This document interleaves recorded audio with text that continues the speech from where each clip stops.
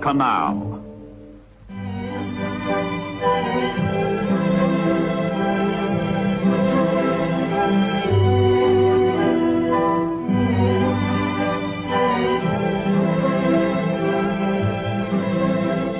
Poured from some 100 factories, reaped from some 1,000 farms, spewed out in fantastic abundance by American labor and machines.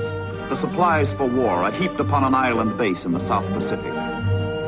All the world knows its name, Guadalcanal.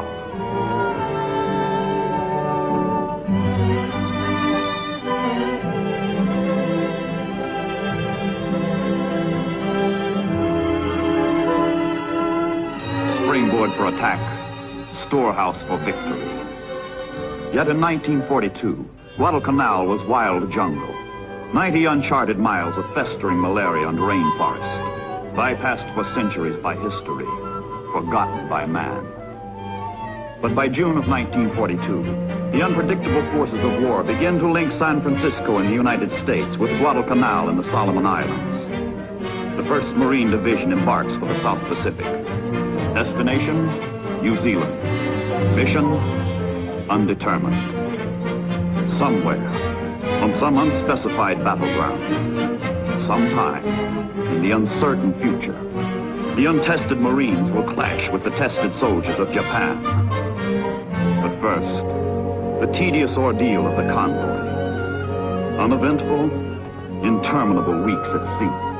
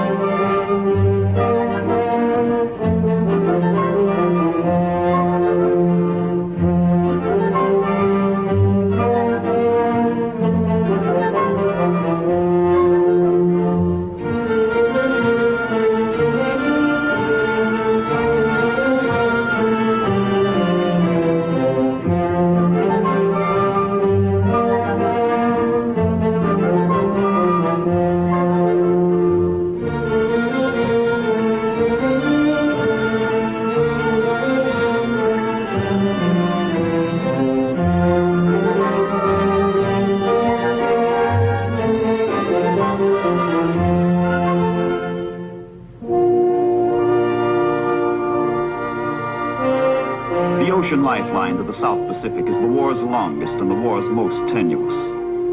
Stretching 6,540 miles from California to New Zealand, it ties Australia to the United States. Break this line, stop the ships, and Australasia and Asia will be forever Japanese. Across the world, from the islands of Japan, other convoys, other soldiers leave for the unknown and sail away to war. They too set a southerly course for islands with names unknown to the men who must fight and die on them. For them also, the routine of shipboard life, the placid prelude of carnage.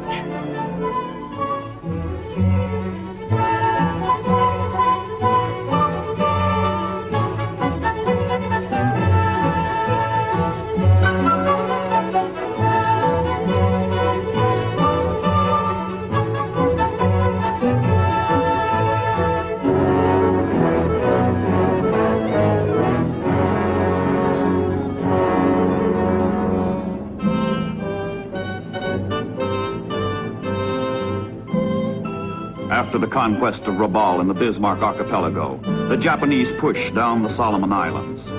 The two opposing forces slowly converge.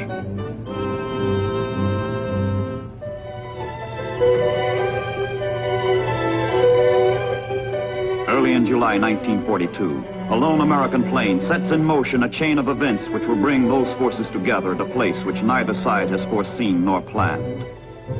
On obscure Guadalcanal, air reconnaissance reveals the Japanese are building an airfield, which threatens the Allied supply line to Australia. What the plane has seen changes the course of the Pacific War.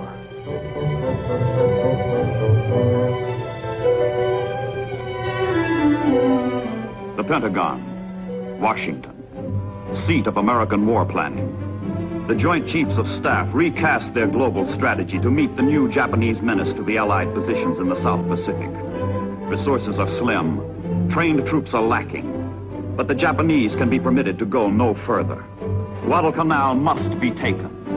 Admiral King casts the die.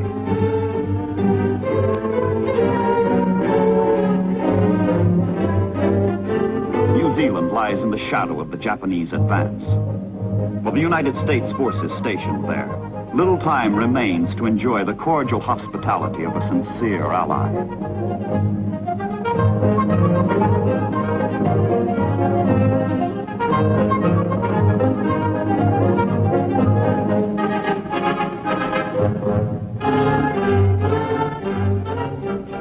The Marines have their mission now, to launch the first offensive land action in the Pacific War. Under Generals Vandegrift and Rupertus, the 1st Division is ordered to Guadalcanal, ordered to seize the island and its airstrip. This means another convoy, but it is very different. This convoy, loaded and geared, sails for combat, sails for battle.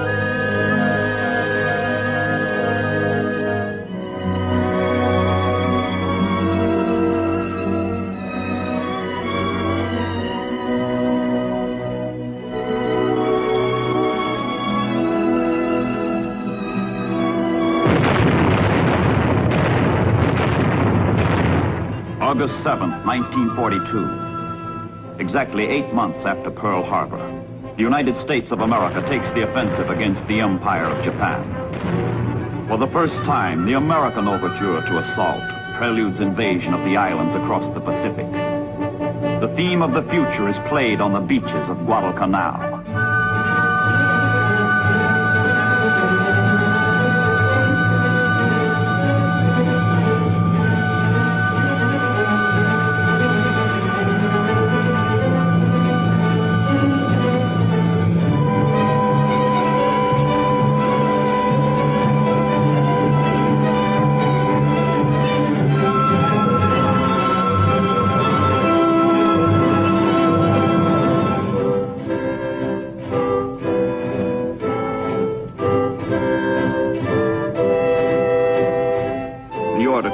Troops has been given. Land the landing force. The day of hit and run in the Pacific is over. The hour of hit and stay has come. The first American amphibious operation in World War II is enacted like a dress rehearsal. Bombardment has driven the enemy off the beaches. The Marines walk ashore, into the island.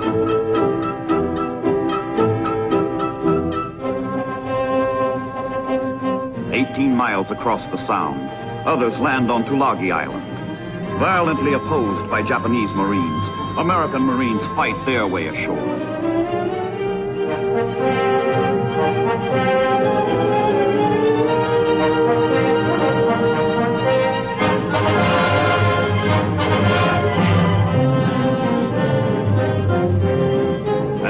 air, the Japanese strike back swiftly, strike back hard.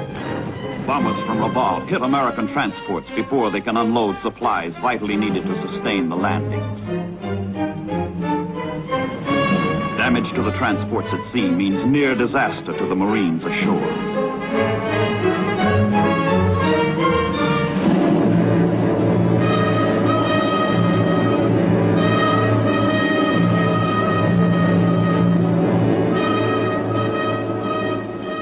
The shattered transports withdraw.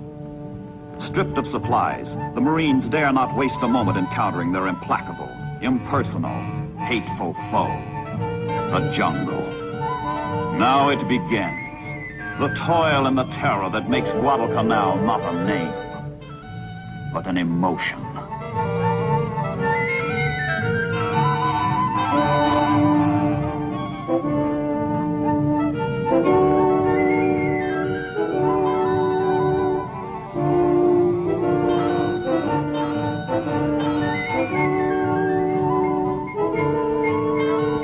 The airstrip is taken the day after landing, and the Marines christen it Henderson Field to honor a fallen buddy. Their own gear destroyed, the engineers use Japanese equipment to prepare the field for the first American plane.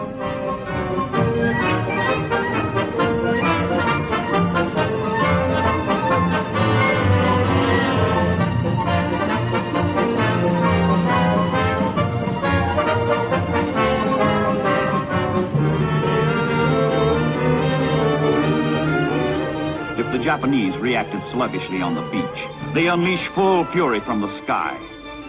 Their own field now menaces their own flank. They go all out to destroy it first, planning to retake it later.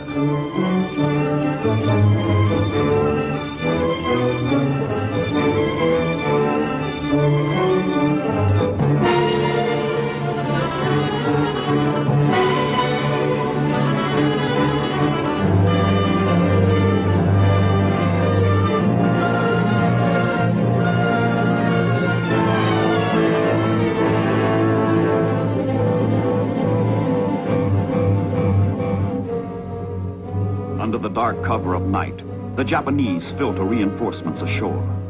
Special landing troops, Imperial Marines, crack units. Their general has warned. This is the decisive battle between Japan and the United States. A battle on which the rise or fall of the Japanese Empire will depend. No troops are better fitted than these to master the jungle. Fearless, these men have been schooled in stealth and infiltration. They are experts in ambush and concealment.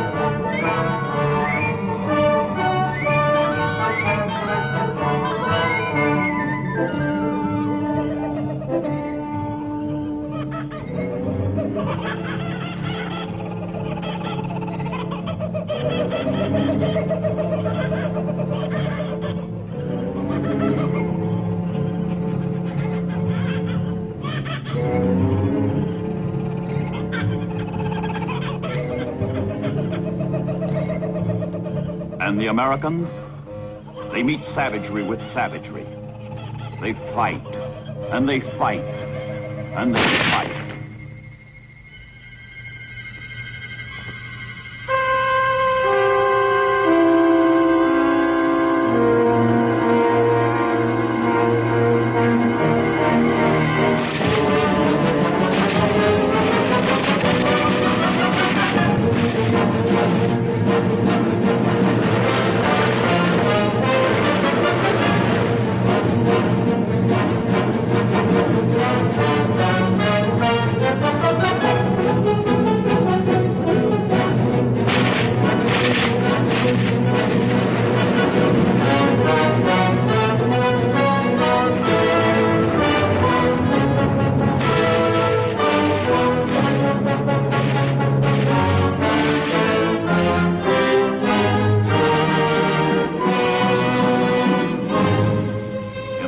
history of human slaughter.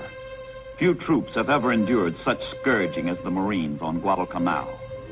The casualties mount from the fighting, from malaria, from dengue, from the rot and corruption of the jungle, which knows not mercy.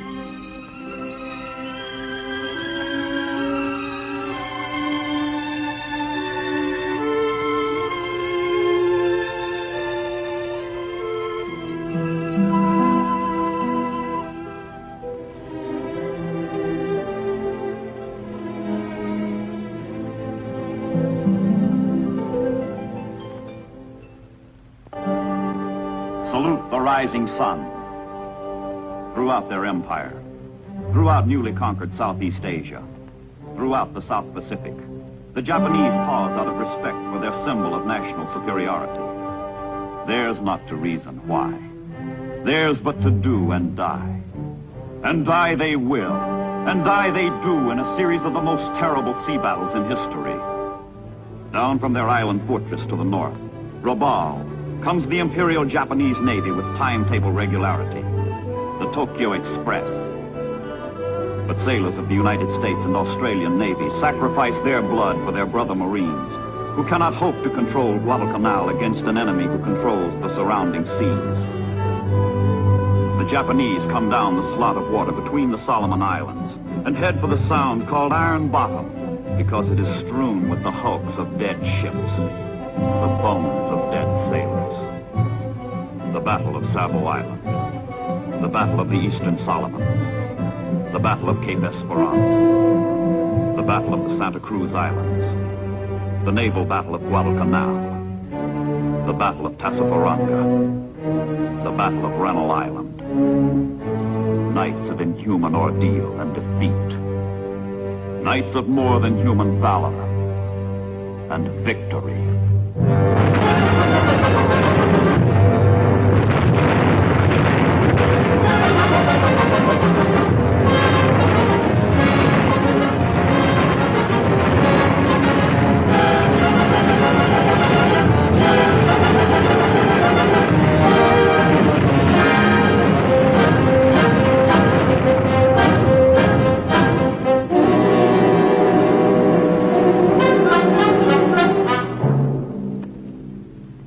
Guadalcanal is a running wound through which both sides bleed. A hemorrhage of naval strength, of men, of materiel. Far from the dying and destruction. Far from the sailors and Marines who fight and pray for victory and salvation. The United States of America organizes her land, her resources, her industry, her men to answer the distant prayers. In the greatest mobilization of strength ever known to the world, America prepares to rescue the world. And to the rescue, America marches.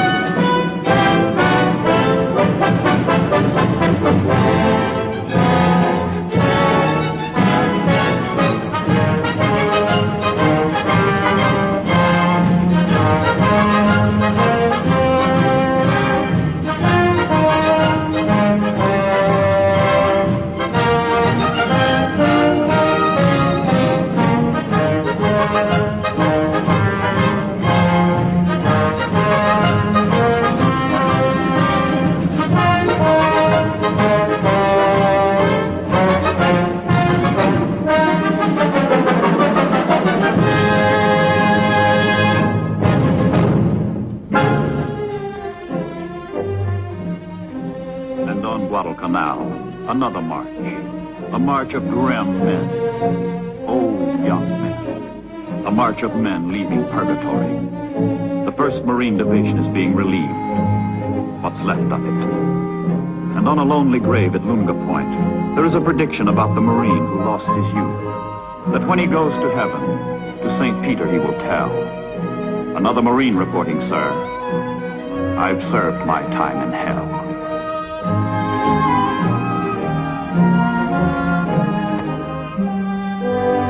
Admiral Nimitz, Commander-in-Chief, Pacific Ocean Areas, flies down from Pearl Harbor to pay what small tribute is within man's province.